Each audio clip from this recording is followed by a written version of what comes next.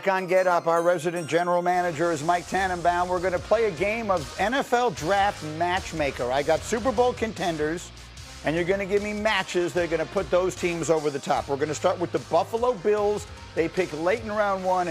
Give me the perfect match to get Josh Allen to a Super Bowl. Greedy, Denzel Boston, wide receiver, University of Washington. Incredibly productive career, 132 catches, 20 touchdowns. We're going to look at one of them here. Big physical guy. I think he's a perfect complement to DJ Moore. They got two productive tight ends. They didn't hit on Keon Coleman. Let's make Josh Allen more productive from the pocket.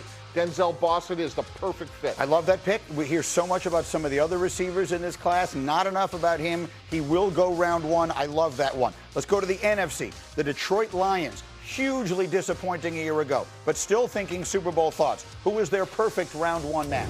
Akeem Messidor, pass rusher, University of Miami, opposite side of Reuben Bates. Yeah. We keep talking about Aiden Hutchinson and their inability to close out games. Well, Messidor has had 35.5 sacks between West Virginia and Miami. A little concerned about his age, but I'm fine with it at this point in the draft. This will help them score points on offense and close out games on defense with Messidor and Hutchinson. To be clear, his age is 25. He's a much older prospect, and that's one of the reasons that some teams might knock him down the board a little bit, but insanely productive. The last one, the 49ers, thinking Super Bowl thoughts. Who was the perfect match in San Francisco? Greedy, Omar Cooper, wide receiver, Indiana. I really like him. Very productive, 13 touchdowns this year. Look, San Francisco's had a lot of injuries. They added Mike Evans this year, but Ricky Pearsall is a good player. Durability's been an issue. If we could get some more weapons for Brock Purdy that could play all 17 games with hopefully a healthier defense, they can get back to the Super Bowl. I love this guy's route running ability, and look at his hands here. I think he's a day one starter. Mike Evans is a Band-Aid. He's a long-term I'm solution. totally with you. I just am skeptical that he'll still be there when they pick. It feels like he is a guy whose stock is rising rapidly. Don't be stunned if he winds up going ahead of Mekhi Lemon in the order of the wide receivers that get taken in this class. Okay, 9 days till the draft in Pittsburgh. I told you we had 9 draft day questions for Adam Schefter. The next one, Shefty, involves a man many people believe is the best player in this class, and that's running back Jeremiyah Love. But because of the position he plays, everyone wants to know, how high should we be expecting to hear his name? Listen, it's hard to imagine he's not going to be a top pick here. Maybe he goes 4 to Tennessee, 5 to the Giants. Feels like the floor is number 7 in the Washington Commanders. But everybody's been wondering all along where he goes. I do think Tennessee is in play. I do think the Giants could be in play, though I think they ultimately decide to go defense. Washington makes the most sense. Washington is sitting there waiting to see whether one of these other teams makes the plunge on a running back. If they don't, Washington's been looking to upgrade its backfield for quite some time. To have a player like Love on the board potentially at number 7 will be a lottery. So Mel refuses to call him a running back. Mel Kiper continues to say he's a weapon, and weapons equal winning. But the reality is he does play running back, and we know that teams are somewhat hesitant to draft one that high. What would be your thought if Tennessee at 4, the Giants at 5? Those would be two teams with young quarterbacks and a lot of holes.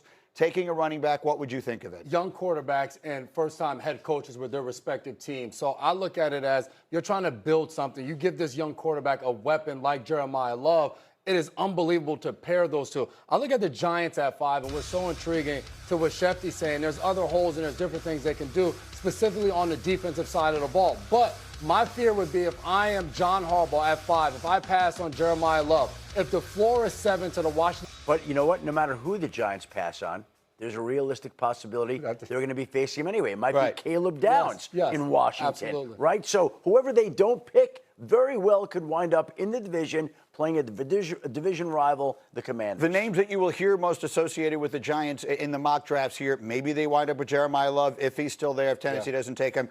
The offensive tackle, Francis Mauigoa, out of Miami, his name is heard there a lot. The safety, Caleb Downs from Ohio State. Is it too high for a safety? Similar question that you will get. And then do they need to take a wide receiver? And would that be Carnell Tate from Ohio State in that spot? If you're the Giants, what are you doing? Yeah, I'm taking Jeremiyah Love, although when you heard John Harbaugh yesterday talk about Malik Neighbors, he may not be ready for the regular season, so Carnell Tate has to be in that conversation. But for me, this is about the intangibles. Like John Harbaugh as a first-year head coach in New York, setting a tone, setting a culture of toughness. You want to help Jackson Dart. I go back to what Jeremiyah Love can do out of the backfield. Those long handoffs will help Jackson Dart more than anything else. Yeah, it's an interesting one. And then, from a philosophy standpoint, I mean, just generally speaking, when people talk about roster building and how drafting a running back will make him immediately one of the highest paid players at his position, as a general manager, is that something that you give thought to? Absolutely. It's a concern. But here's what I would say. If the four of us were in a draft meeting and we all decide that Jeremiyah Love's the best player, and I would say, look, it's on me. There's a $300 million cap. We'll find that difference someplace else. Maybe it's a guard, maybe it's a safety. But if this is the best player, he can help our young quarterback, we'll find the difference, even though it's not ideal. My biggest concern last year, I had about 4 different Raiders games. And Ashton Genty, you saw the flashes. When he got the ball and he had some space, unbelievable. And I'm not saying him and Jeremiyah Love are the same players, but if you don't have an offensive line to open those holes or weapons on the outside to back the defense up, it's a lot to ask the running back to create something when there's nothing there. Well, let's move it forward here. Again, I got 9 questions to get to this morning. For Adam Schefter, we touched briefly on Ty Simpson earlier in our conversation about Pittsburgh. This feels like the mystery of the draft. Does he go in round 1 when all is said and done? And if so, where? What are we hearing as of 9 days and counting, Schefter? I think there are a couple of teams to watch here. I think the New York Jets, with the 33rd overall pick, are interesting. I think the Arizona Cardinals, with the first pick in the second round at 34, are interesting. Right now, it is hard to find a spot to place Ty Simpson in round 1. Right now. That doesn't mean a team couldn't trade up the way the Giants traded up last year to 25 to go get Jackson Dart to get Ty Simpson. That absolutely could happen on draft night. But as it currently stands, it is hard to place him in the first round, and there are a couple of teams at the top of the second round lurking, waiting to see how this goes. We talked about the Steelers. If Aaron Rodgers doesn't commit by the time the draft starts, do they have that conversation about Ty Simpson? I think they do have it. I think ultimately it's still a tough pick to make. I don't know how you can have that conversation because you're going to go in the draft with Will Howard. I mean, and Mason Rudolph. So to me, and there's such a precipitous fall between Ty Simpson and fill in the blank, either Carson Beck or Garrett Nussmeier, that I think Ty Simpson has to be in the mix at 21. Let's go through, though, general manager thinking, okay? So now we're late in round 1. Now we're past Pittsburgh. And now it's 24, 25, 26 teams that are sitting there. And this is a draft that maybe somewhere between 18 to 20 players will have true first-round grades. Yeah. So now we're really sort of in an area where teams would love to move back if they can. And you know the Jets. Let's say you're Arizona. You know the Jets have the 33rd pick. You know they could sit there, sleep on it, come in Friday, and easily take the guy.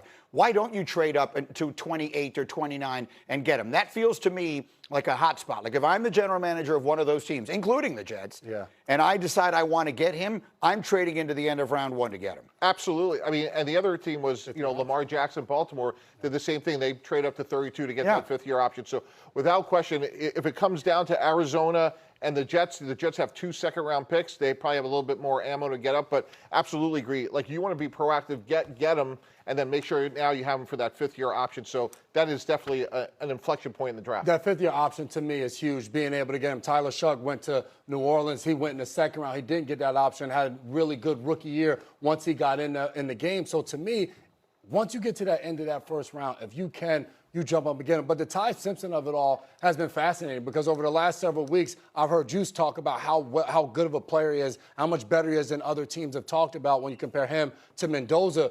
But to your point, Shefty, who is the team that has that belief in him that is going to say, you know what, we want Ty Simpson and we believe he is that first-round draft pick? We're going to find out. My prediction, and again, my prediction is worth next to nothing, is that someone will trade in at the very end of round 1 to take him, but obviously we'll have to wait and see. The last question in this block for you, Shefty, is the wide receiver class in general. We brought up a couple of them earlier, names that aren't maybe everywhere, Boston and Cooper to go with Carnell Tate and Jordan Tyson. What does the league think of this year's wide receiver class? I think that there are questions about most of this year's top wide receivers. I think some of these guys are like magnets. Some of them will attract and some of them will repel, depending on the team, depending on the player. You can find holes in every one of them right now. It almost feels like Denzel Boston is the safest wide receiver, but he doesn't have the upside that Carnell Tate does, that Makai Lemon does, Jordan Tyson.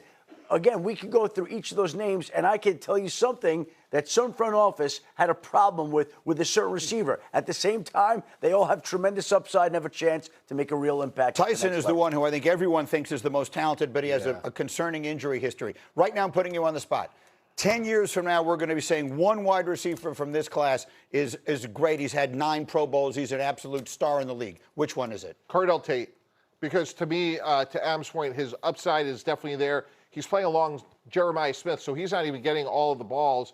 And I worry about Jordan Tyson's durability. Like when you look at it over 20 and 30 years, Greeny, when you have durability issues in college and now you're going to a 17-game season, you don't typically become more durable. What do you think, hey, Matt? I'm fascinated by Jordan Tyson. I think the injury history is something, but college and pro are very different. The way you take care of your body, the way you learn how to be a professional athlete, what's asked of you. When you watch Jordan Tyson, there's just so much ability that jumps off the tape, the suddenness, the quickness, his ability to separate. Those translate really well in the NFL. I want to see how he develops. Oh, by the way, there's a tight end in this draft named Kenyon Sadiq from Oregon who is like an athletic freak who I'm not 100% sure might not wind up being the best. I know he's not a wide receiver, but might not wind up being the best of this entire group. As we continue